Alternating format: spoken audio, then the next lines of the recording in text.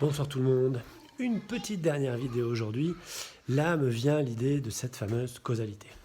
Je suis thérapeute, du coup pendant longtemps on m'a appris à chercher la cause du problème. Donc t'as mal au genou, oui mais pourquoi? Alors la médecine va s'arrêter, mais c'est ses causes, c'est normal, à rechercher si c'est cassé. Et si c'est pas cassé, bah t'as mal. C'est une douleur. L'ostéopathie, la médecine chinoise, la médecine indienne, dans un premier temps, vont chercher la cause de la douleur, c'est-à-dire qu'est-ce qui provoque la contrainte, qu'est-ce qui fait que le corps dit aïe, il y a un souci là, un peu comme le voyant dans votre voiture rouge, il y a un souci, il s'allume. Donc ça c'est la deuxième étape, donc il y a un souci et grosso modo c'est coincé, c'est bloqué. Au niveau du chi, au niveau du prana, au niveau de la respiration pour l'ostéopathie. C'est désaxé pour les trois.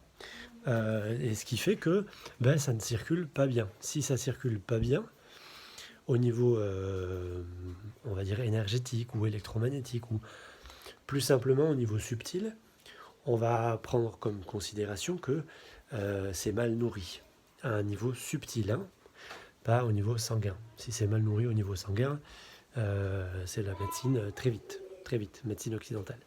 Là, on n'est pas dans ce cas de figure-là. On est dans un blocage subtil. Ok. Et en ostéopathie, on se dit, d'accord, mais pourquoi le genou est coincé? Parce que peut-être, il y a quelques années, la hanche, le pied, le bassin et les viscères, et on est remonté comme ça le long d'une cause. Maintenant, si on prend la psychanalyse, pourquoi ça va pas? Maman, papa, le passé, on cherche toujours la cause du problème. Et on prend en considération que quelque chose a bloqué le système, quelque chose est venu agresser le système. Alors, l'ostéopathie biodynamique, comme les mystiques chrétiens, comme la pratique un peu subtile, on va dire, du yoga, m'ont amené à penser, c'est pas moi qui l'invente, hein, c'est toutes ces choses qui le disent, m'ont amené à réfléchir sur une cause positive. Pourquoi? Parce que dans la nature, il n'y a rien de négatif. Rien. L'arbre, il pousse. Quand il y a une maladie, il pousse quand même. Tout est en équilibre. Le lion, il va manger l'antilope. On pourrait dire que c'est négatif pour l'antilope, mais point de vue de la nature, non. Tout est neutre comme ça, c'est une chaîne, tout est en équilibre. Du coup, l'être humain, le moment où il cherche une cause négative, c'est peut-être là, justement, un infini problème. Parce que la cause, elle est forcément positive. Pourquoi il m'arrive cela ou ceci? C'est forcément pour me faire grandir. Dans la nature, tout est croissance et développement. Tout. Sa vie, ça croît, ça meurt. Sa vie, ça croît, ça meurt. Sa vie, ça croît, ça... Tout se développe en permanence. Rien, il n'y a aucun arbre qui pousse à l'envers. Aucun, ça n'existe pas. Il n'y a aucun animal qui se bouffe lui-même. Ça n'existe pas, un système qui fait mal les choses envers lui, qui est mauvais par essence. Je crois que c'est notre regard sur les choses qui rendent les choses mauvaises. Je pense que les choses qui ressemblent à des contraintes sont des exercices. C'est une proposition de musculation, de se renforcer. Et les choses qui nous arrivent, qui sont cool, c'est des récompenses. Vous voyez? Et je pense que tout est comme ça. C'est notre propre jugement qui entraîne une vision du mal. Du coup, je reviens à ma cause. Tant que vous pensez que vous fumez pour une mauvaise raison, et qu'il y a uniquement ça, c'est très très compliqué d'arrêter de fumer. Mais si vous vous demandez qu'est-ce que j'y gagne, quelle serait la cause positive qui fait que je fume? Qu'est-ce que j'y gagne? Là, vous allez peut-être trouver ça me déstresse. Ok? Ça me déstresse. Est-ce que je peux transvaser mon activité de fumer sur une autre activité déstressante? Quand papa et maman en psychanalyse m'ont posé problème. Ok, ils m'ont posé le problème, et ce problème est la cause de mon problème aujourd'hui. Et si on commençait par dire, qu'est-ce que cette situation m'a apprise? Et il est là le pourquoi. En tout cas, au niveau psychologique, il est là. Et au niveau spirituel, il est toujours là. C'est toujours quand on est en pleine méditation, en pleine contemplation, qu'on fait le vide, le bien, le mal, tout ça, on laisse ça de côté, on voit simplement les choses s'agencer, se construire petit à petit et se servir autant des forces qu'on apporte au système par l'amour, la joie, le plaisir, donc les aides, mais ça se sert énormément aussi des contraintes, parce que c'est la contrainte qui va renforcer le système. Ça, on a du mal à l'avaler, mais simplement, je crois qu'il faut faire vraiment un pas vers cette causalité positive. Elle est naturelle, elle est spirituelle. C'est nous qui voyons le mal. Je ne dis pas que le mal n'existe pas, attention. Je respecte aussi notre intellect, notre ego, et la souffrance, c'est la souffrance. La souffrance existe. Simplement, je dis que si on veut aligner notre psyché sur des lois plus naturelles, dans les lois naturelles, cherchez bien, c'est compliqué de trouver le mal. Du coup, le mal, il existe en nous, ok, mais pour sortir de son carcan, de son emprisonnement à ce mal, il faut peut-être voir quelle est sa cause. Et la cause, vous allez trouver peut-être quelque chose de négatif, ok. Donc si j'ai de l'anxiété, c'est parce que maman avait de l'anxiété. Si maman avait de l'anxiété, c'est parce que son père lui a fait ça. Et son père lui a fait ça parce que son père. Et parce que. Ok, on peut remonter très très loin. Très très loin. Mais on peut simplement se dire à quoi est utile mon anxiété aujourd'hui et dans ma vie. Qu'est-ce que j'ai fait grâce à elle? Qu'est-ce qu'elle a impacté de positif dans ma vie? Et si vous trouvez le positif, par exemple, l'anxiété est souvent liée à des gens qui sont méticuleux, des gens qui sont très attentionnés, alors qu'ils se sentent faibles et tout par rapport à l'environnement, parce qu'on vit dans un monde de bulldozers, très bien. Mais si on vivait dans un monde de papillons ou de petits oiseaux, peut-être qu'ils ne se verraient pas comme ça. Ils sont tout à fait attentionnés, méticuleux, souvent. Du coup, je change complètement ma vision de mon anxiété quand je vois ça. Et peut-être que je peux reprendre la main dessus. Parce que le problème, on est d'accord, c'est quand l'anxiété me gère, me commande, et que c'est pas moi qui m'en sers. Quand c'est moi qui m'en sers, je suis attentionné, réfléchi, prévenant. Quand c'est elle qui se sert de moi, qui me domine, je suis anxieux. D'accord ? Eh bien, une bonne façon de passer de l'anxiété à être attentif, c'est de se demander la cause de mon anxiété. La cause primaire, en ostéopathie on dit, la cause première, l'essence de l'anxiété. Qu'est-ce que j'ai à y gagner à être anxieux? Voilà, et du coup, si je reviens à mon genou tordu,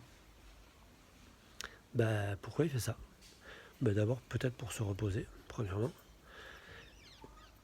Deuxièmement, peut-être pour compenser autre chose. Donc c'est un geste positif de sa part, compenser une hanche. Ok, c'est pas il est tordu parce que la hanche est tordue, attention. C'est il se tord pour aider. Donc c'est un geste positif. Le corps ne fait jamais quelque chose de négatif, ça n'existe pas. Jamais.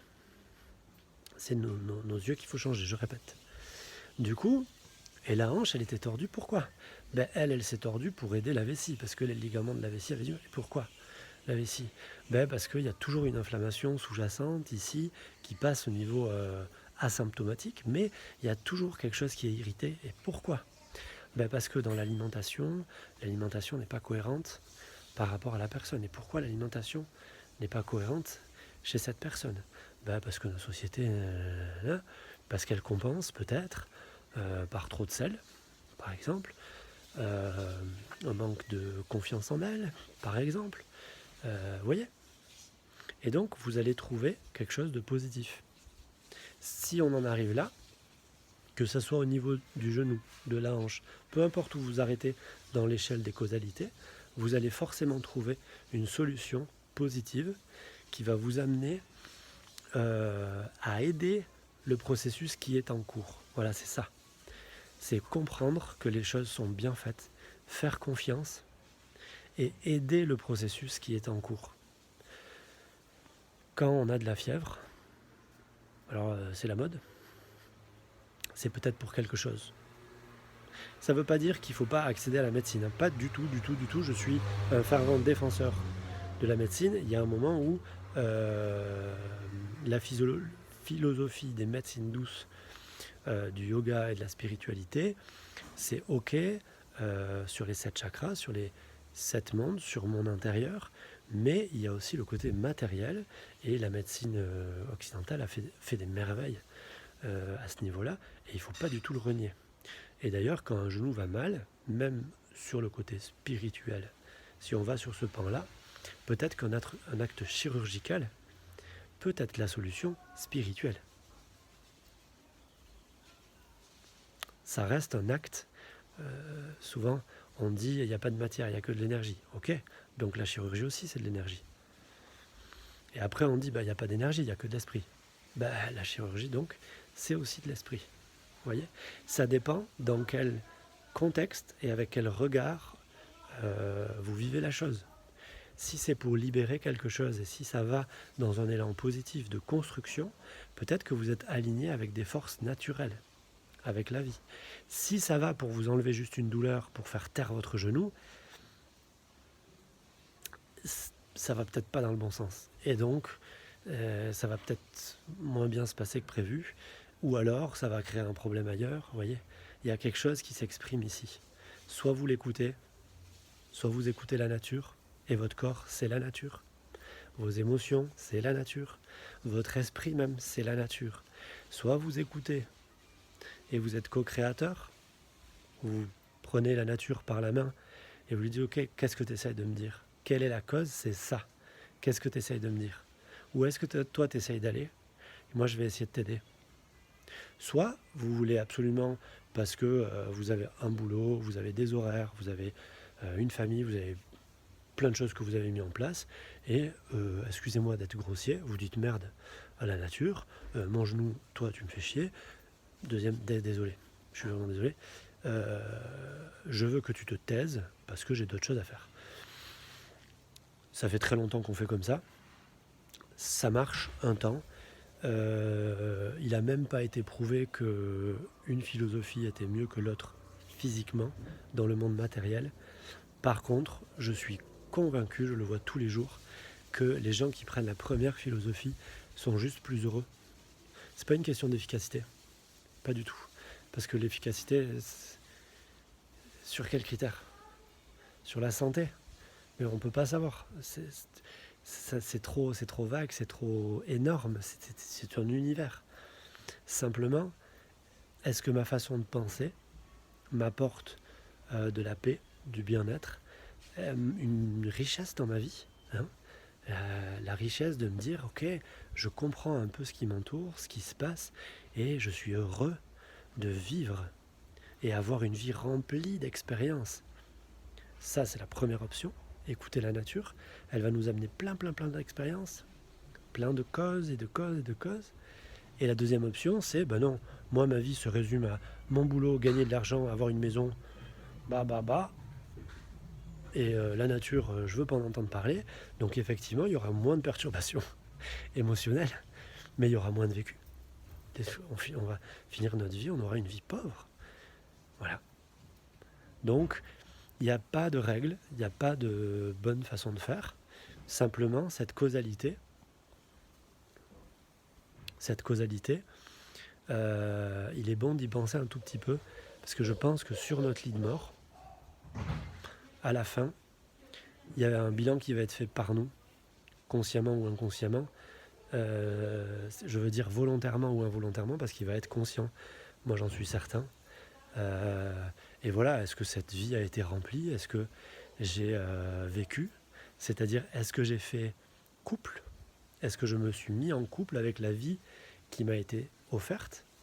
Est-ce que j'ai communié avec mon corps, avec ma respiration, avec mes pensées, avec ce que m'a offert la vie, quoi? Ou est-ce que, par mon intellect, j'ai dit non, moi je veux que ça soit comme ça, comme ça, comme ça. la vie je m'en tape, ça n'existe pas d'ailleurs, hein, le ressenti ça n'existe pas, c'est bien connu. Je suis scientifique, tac, alors que ça n'a rien de scientifique comme démarche. Voilà, je pense que vous avez compris. J'espère que c'était la dernière. Ça fait 3 vidéos aujourd'hui, j'avais beaucoup de choses à dire.